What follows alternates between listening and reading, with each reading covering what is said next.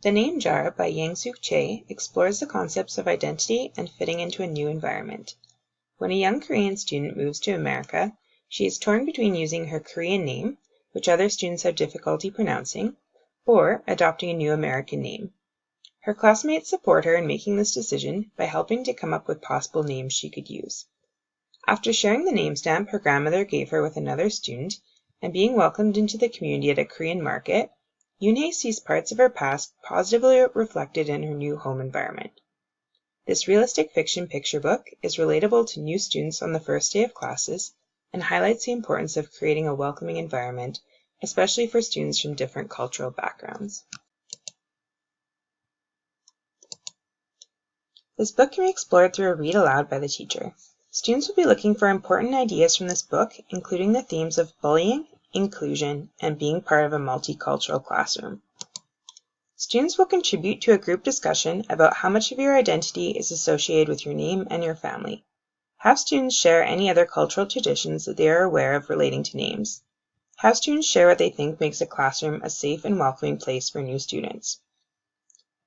These ideas will work towards Program of Studies 2.1, Use Strategies and Clues, using comprehension strategies to identify the main idea or topic and supporting details of simple narrative and expository texts, and also 5.1, Respect others and strengthen community, appreciate diversity, discuss the experiences and traditions of various communities portrayed in oral, print, and other media texts.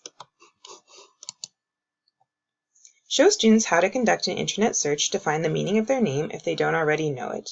Students will then decide whether they would like to write the meaning of their name down, draw a picture of something that symbolizes their identity, or record a video of themselves saying their name and its meaning. Students who write or draw will be asked to take a photo of their work. Students who make a video will either use the media station at the back of the room to self-record, or ask their classmate to take a video for them using an iPad. Names and meanings will be compiled into a single class video to showcase the individual importance of each member of the class to its composition. Some students may need until the next class to discuss their name with their parents.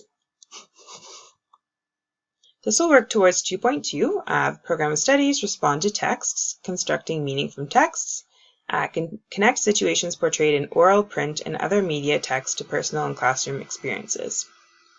Once all students have contributed, watch the class video together and discuss any cultural components students found out about their identity from researching their name or asking their parents about their names.